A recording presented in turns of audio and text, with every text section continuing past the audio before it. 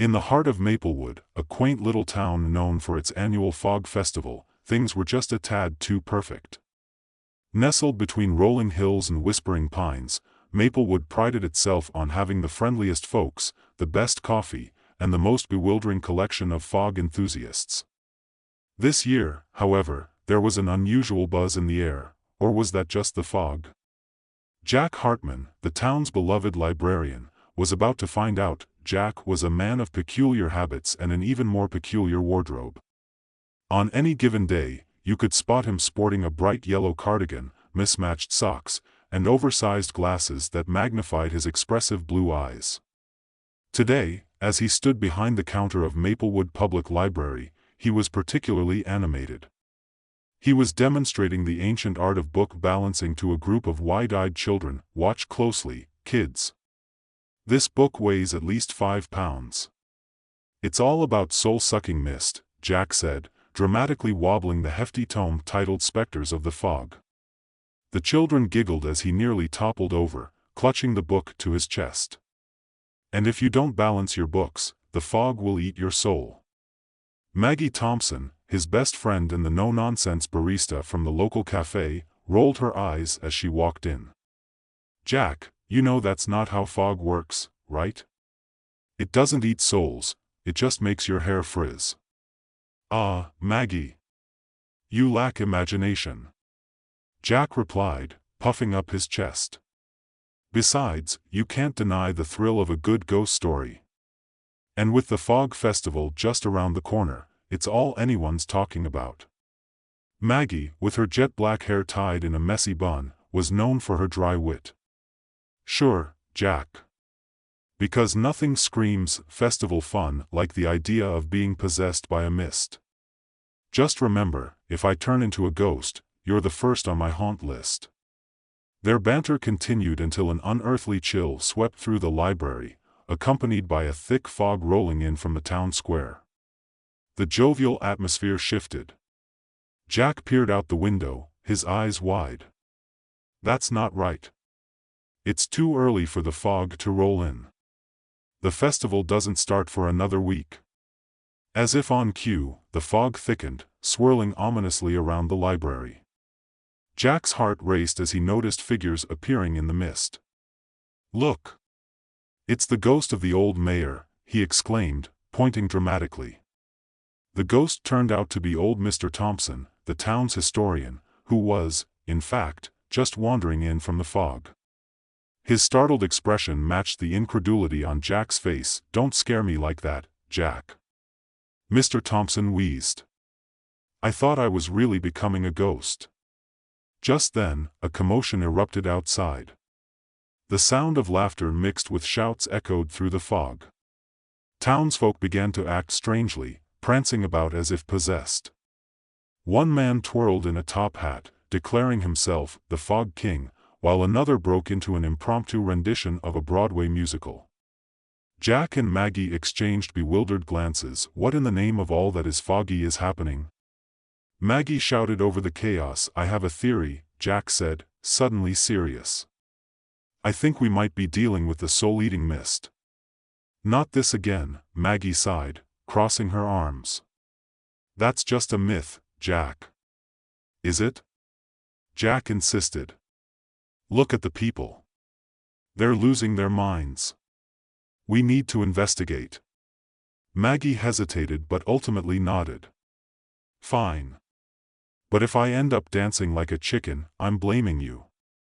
And with that, they set off into the swirling mist, a motley crew of survivors gathering around them. Ron, the conspiracy theorist with a penchant for wild gadgets, Ms. Rivers, the skeptical high school teacher, and Helen, the local cat lady who never left home without at least 2 of her feline companions. As they stepped outside, the fog enveloped them, transforming Maplewood into a bizarre world. The once familiar streets now felt like a haunted funhouse. Jack led the group, wielding his flashlight like a sword. Stay close. We can't let the mist separate us. I mean, it's literally soul-sucking. The others chuckled nervously, unsure whether to take Jack seriously. The streets were alive with strange phenomena. A woman in a polka-dotted dress danced by, cackling joyfully as she tossed confetti into the air. A group of teenagers giggled hysterically as they attempted to juggle flaming torches. Ron, never one to miss an opportunity for a conspiracy theory, whispered to the group, "I read about this kind of thing in a forum online. They say the mist is trying to lure us into its trap." "Thanks for the vote of confidence, Ron," Maggie replied dryly. "But how about we just try to find the source of this chaos instead?" As they ventured deeper into the fog, it became increasingly difficult to see. Shadows flitted at the edges of their vision. Jack, ever the optimist, shouted, "Remember, everyone. Laughter is the best weapon against the soul-eating mist." Ms. Rivers chuckled, but the tension in the air was palpable. "What if it doesn't work? Then we'll at least go out laughing," Jack said with a wink. Suddenly, a figure emerged from the mist, a woman in a long, flowing gown, her hair wild and tangled. She looked like she belonged in a gothic romance novel. "Beware the mist," she cried dramatically, clutching her heart. "It devours the souls of the unsuspecting." "Thanks for the warning," Ron shouted, raising his flashlight like a sword. "But we're not falling for that, are we, guys?" The woman merely rolled her eyes. "Fools. You don't understand. You must seek the source of the mist. Only then can you save yourselves." "What's the source?" Jack asked, trying to sound brave. "The old mansion at the edge of town," she shouted before disappearing into the fog, leaving the group bewildered. "Great, a haunted mansion," Maggie sighed. "That's just perfect. I hope it has good Wi-Fi." "We should go," Jack insisted. "That's where we'll find the answers." With no time to lose, the group pressed onward, the fog swirling around them like an old friend who had suddenly turned sinister. As they neared the mansion, the atmosphere shifted, filled with tension and unease. The decrepit building loomed ahead, its windows dark and foreboding. "Why do I feel like we're the stars of a really bad horror movie?" Ms. Rivers muttered as they approached the front door. "Because we're probably about to find out how wrong I was about the mist," Jack replied. "But we'll face it together, right?" They pushed the door open, which creaked ominously, revealing a dusty, dimly lit foyer. As they stepped inside, the floorboards groaned under their weight. Jack shone his flashlight around, illuminating cobwebs that hung like drapes and furniture covered in white sheets. "Welcome to the Mansion of Lost Souls," he announced dramatically, earning a few chuckles from the group despite their fear. "Just what we needed," Maggie said sarcastically. "A tour guide who thinks he's a ghostbuster." As they explored, the atmosphere grew increasingly bizarre. They encountered an old piano that played itself, a mirror that reflected their fears, and a portrait that seemed to watch them with every step. Ron insisted the mirror was a portal to another dimension, while Helen was convinced the piano was possessed by a long-lost musician who wanted to join their karaoke night. "Let's not provoke any spirits, okay?" Maggie warned. "We need to focus on finding the source of this mist." They moved deeper into the mansion, and suddenly, the walls began to whisper. "Leave now, or lose your souls," the voice echoed through the hallways, sending chills down their spines. "Okay, this is officially creepy," Jack muttered, gripping his flashlight tightly. "Why do I feel like we're being watched?" Ms. Rivers asked, glancing around nervously. "Maybe because we are," Ron said, peering into the shadows. Just then, a door creaked open, revealing a vast library filled with ancient tomes. Jack's eyes lit up. Books. Maybe they hold the answers. The group rushed inside, where the atmosphere felt thicker, almost alive. Dust motes floated in the beams of their flashlights, and the smell of old paper enveloped them. Jack scanned the shelves, his heart racing with excitement. He began pulling books off the shelves, flipping through pages that spoke of legends, curses, and the soul-eating mist. "Here," he exclaimed, holding up an ancient book titled "The Secrets of the Soul-Eating Mist." "This might tell us how to stop it." The group crowded around as Jack read aloud, describing how the mist fed on fear and despair, drawing strength from negativity. To dispel it, We must confront our fears and show true camaraderie, he said, glancing around at his friends. We need to come together. Great, Maggie sighed. But how do we do that? I'm not exactly in a bonding mood right now. Suddenly, the fog began to seep into the library, swirling around them. The ghostly figures from earlier materialized, looking sad and lost. They whispered, "Help us, free us," Jack's heart pounded. We need to help them, but how? We can't just leave them like this. Maybe they just want to sing? Helen suggested, raising her hands like a conductor. I mean, it worked on the way here. Let's try it. Jack shouted, his spirit reigniting. If they want to sing, let's give them a show. So, the group formed a circle and began singing an upbeat, silly song about friendship and fog. Their voices blended, filled with laughter and joy, creating a stark contrast to the despair around them. To their astonishment, the fog responded, swirling less violently as if drawn to the positivity radiating from the group. The ghostly figures began to join in, their voices blending with the living. The more they sang, the brighter the room became, illuminating the dark corners of the mansion. Jack beamed, feeling a sense of camaraderie he had never experienced before. Suddenly, the mist receded, and the ghostly figures smiled, transforming into shimmering lights. "Thank you," they whispered, before dissipating into the air, leaving behind a warm glow. Did we just save the ghosts?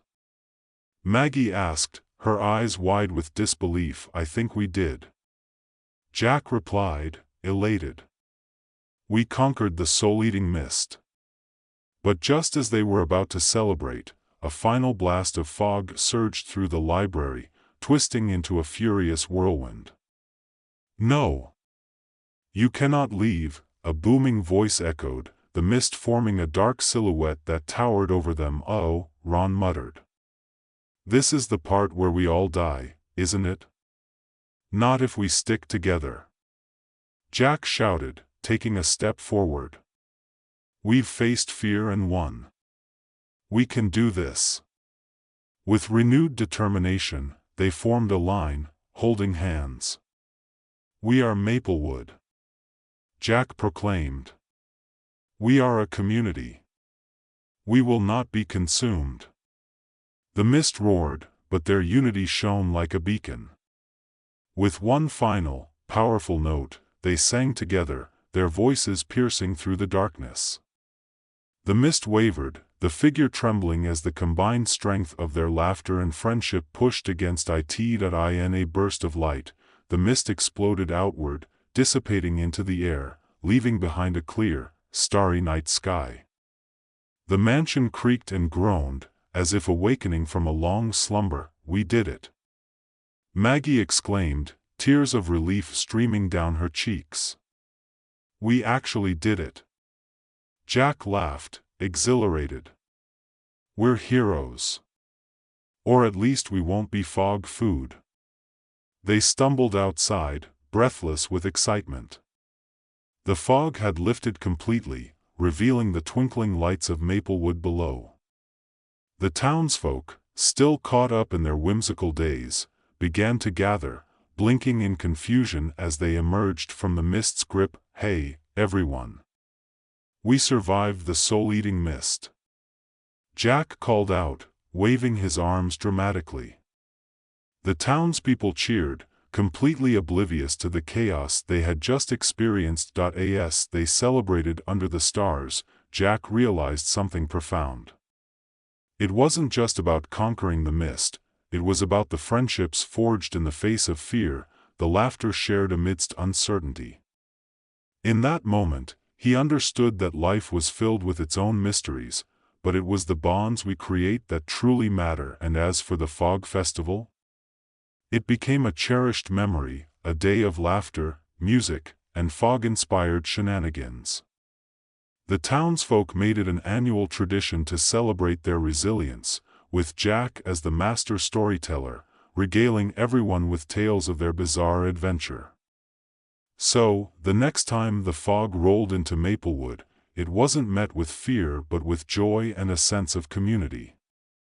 Jack, Maggie, Ron, Ms. Rivers, and Helen stood together, ready to embrace whatever mischief the mist might bring, because after all, every foggy day held the potential for laughter, friendship, and perhaps even a little magic. As the townsfolk celebrated, Jack felt a surge of joy unlike anything he had ever experienced.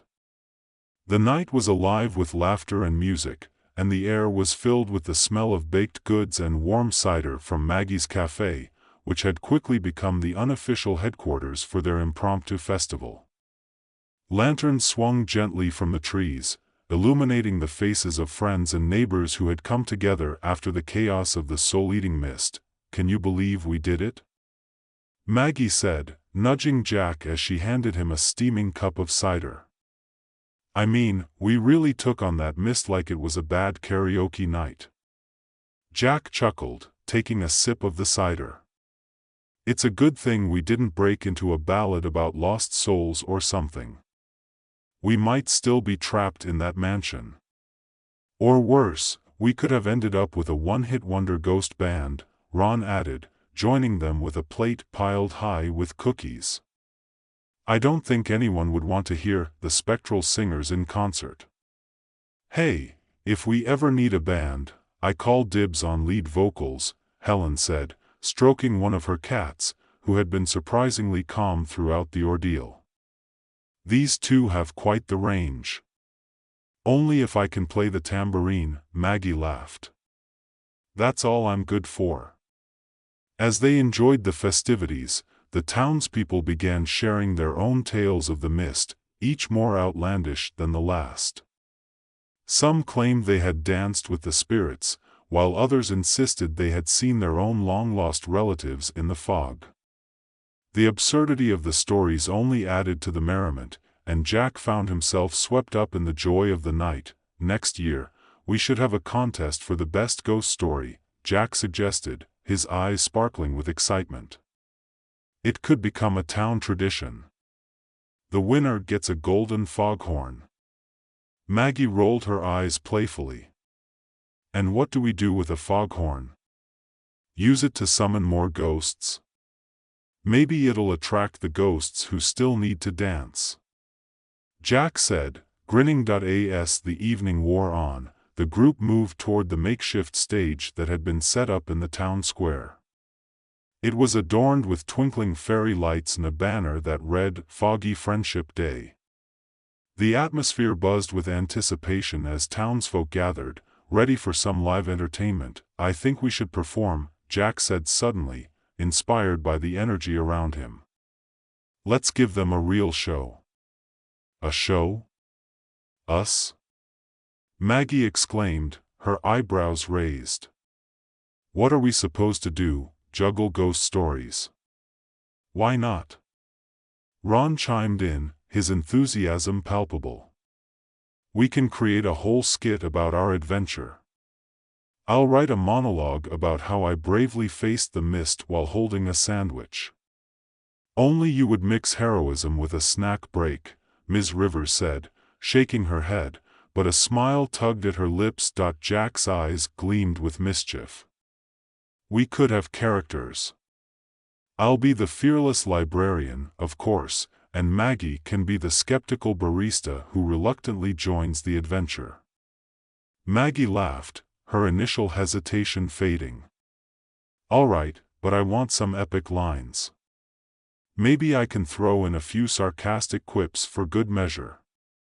As they plotted their performance, the excitement in the air grew. Other townsfolk overheard their conversation and soon joined in, offering props, costumes, and ideas. The energy was infectious, and before long, they had a full-blown production in the works, complete with costumes crafted from random items scavenged from the festival. The evening reached a crescendo as the sun dipped below the horizon, painting the sky with shades of purple and orange. Jack stood at the edge of the stage, his heart racing with anticipation. The crowd was buzzing, and he could feel their excitement palpable in the air. "Ladies and gentlemen, "Boys and girls," he shouted, raising his arms to gather attention. "Welcome to our first ever performance of Foggy Friends, a Misty Adventure." The crowd erupted into applause, and Jack felt a rush of confidence. They kicked off the performance with an exaggerated retelling of their encounter with the soul-eating mist. Jack played the part of the overzealous librarian, while Maggie took on the role of the sassy skeptic who only joined the adventure to keep Jack grounded. Each character was portrayed with hilarious flair, their antics exaggerated for comedic effect, the skit wove in and out of their real experiences, blending humor with heartfelt moments that resonated with the townsfolk. The audience roared with laughter at Ron's dramatic reenactment of his conspiracy theories and Helen's unexpected solo performance with her cats, who seemed to be enjoying the attention. As the skit progressed, they moved toward the climax where they confronted the fog in the haunted mansion. Jack raised his flashlight like a sword, calling out to the mist in a mock-serious tone, "We are not afraid of you, O mighty soul-eating mist. Yeah, and you better not mess with our dance moves," Maggie added, doing an exaggerated spin that sent her costume swirling around her. When they reached the part where they sang to dispel the mist, the audience joined in, their voices blending in a joyous chorus. Laughter filled the air as they watched the townsfolk transform from passive observers to active participants in the skit. As they concluded the performance with a triumphant bow, the crowd erupted in cheers and applause, many of them shouting for an encore. Breathless and exhilarated, the group huddled together, grinning from ear to ear. "That was amazing," Ron said, clapping Jack on the back. "We really turned this into something special. Who knew that facing a soul-eating mist would lead to such a fantastic show?" Ms. Rivers added, wiping a tear of laughter from her eye. Jack beamed, his heart swelling with gratitude. It wasn't just about the mist, was it? It was about all of us coming together. That's what makes Maplewood so special. As the night deepened, the festival continued, filled with music, laughter, and a sense of community that felt stronger than ever. People danced in the square, shared stories, and reveled in the joy of being alive. The air was electric with celebration, and the lingering threat of the mist seemed like a distant memory. Eventually, the party began to wind down, and the townsfolk started to disperse, taking their stories and laughter with them. Jack stood with his friends, watching as the last of the lanterns flickered softly in the cool night breeze. "Should we do this every year?" Jack asked, turning to Maggie and the others. "Absolutely," she replied, her eyes twinkling. "But let's not invite any soul-eating mists next time." "Agreed. I think we've had enough excitement for one night," Helen said, her cats now nestled in her arms, content and purring. As they began to gather their belongings, a gentle mist began to roll in again, but this time it felt different. It didn't carry the weight of fear or despair. Instead, it wrapped around them like a familiar blanket, a reminder of the adventure they had faced together. Jack looked out into the swirling fog and smiled. "I think this mist is here to celebrate with us. Or maybe it just wants to dance," Ron joked, breaking into an awkward shimmy. The group laughed, and as they walked through the mist, they felt a sense of peace and belonging. Maplewood had weathered its storm, faced its fears, and emerged stronger on the other side. "Let's go home," Jack said, taking Maggie's hand. "We've got a lot of stories to tell." As they strolled back through the town, the fog lightened, revealing the stars twinkling above. Laughter echoed in the distance, and the spirit of community filled their hearts. The soul-eating mist had been transformed into a symbol of friendship and resilience, reminding them that even in the darkest of times, laughter and unity could shine through. The night would remain a cherished memory, a testament to their bravery and camaraderie. And as Jack looked up at the stars, he couldn't help but feel that this was just the beginning of many more adventures to come. In the following weeks, the tales of their escapade became a town legend, drawing visitors to Maplewood for the Fog Festival, eager to hear the story of how the librarian and his friends had conquered the soul-eating mist. Jack became something of a local hero, known not just for his stories but for the spirit of community he had helped to inspire. With Maggie by his side, Jack began organizing more events to keep the community engaged. They hosted storytelling nights, community dances, and even a book club focused on ghost stories. Each gathering was infused with laughter, drawing townsfolk closer and fostering new friendships. One day, while flipping through the pages of a dusty old book in the library, Jack stumbled across an ancient recipe for a fog-themed dessert. "Maggie," he called excitedly, waving the book in the air. "We have to make this for the next festival." "What is it?" she asked, her curiosity piqued. "It's called mist cake, and it's supposed to be the fluffiest, cloud-like dessert ever. We could even decorate it with fog-themed toppings." Maggie chuckled. "Only you would find a way to make fog edible. But I'm in. If it's half as good as your enthusiasm, we'll have a winner." As they set about planning for the next festival, the townsfolk shared in the excitement. Children drew pictures of their favorite foggy moments, adults reminisced about the skit, and everyone contributed to the idea of making the next fog festival an even bigger success. When the day finally arrived, the town transformed into a vibrant celebration of creativity and unity. Booths lined the streets, each offering a taste of Maplewood's unique charm, and the aroma of baked goods wafted through the air. Jack and Maggie set up a Misty Treats booth, complete with their infamous mist cake, which quickly became the star of the festival. As people enjoyed their treats and shared stories, the atmosphere brimmed with laughter and joy. Jack felt a sense of fulfillment as he watched the community thrive. The fog had brought them together, and now they were a family bound by shared experiences. When the evening fell, they gathered once more at the town square, ready for the grand finale, a performance that would rival the previous year's skit. This time, Jack and Maggie invited everyone to participate, showcasing the creativity and talent within the community. As the festival came to a close, Jack looked out at the smiling faces illuminated by lanterns and twinkling stars. The fog swirled gently around them, not as a harbinger of doom but as a friend, reminding them of the power of unity and laughter. He knew that whatever challenges lay ahead, they would face them together, just as they had before, and so, Maplewood continued to flourish, a town forever marked by the laughter of its residents, the warmth of friendship, and the whimsical memory of a soul-eating mist that had ultimately become a symbol of hope and resilience. Jack smiled, realizing that every new foggy day was an opportunity for adventure, and every encounter, no matter how strange, was a chance to forge deeper connections. As the stars twinkled above and the mist danced around them, Jack felt a deep sense of gratitude. They had conquered the fear of the unknown, turning it into a celebration of life, love, and laughter. He was ready for whatever came next, confident that together, they could face anything the world might throw their way. And so the story of the soul-eating mist came to a close, but the legacy of friendship, laughter, and the joy of community would continue to weave its magic through the hearts of everyone in Maplewood, reminding them that even in the face of uncertainty, they were never alone. The end.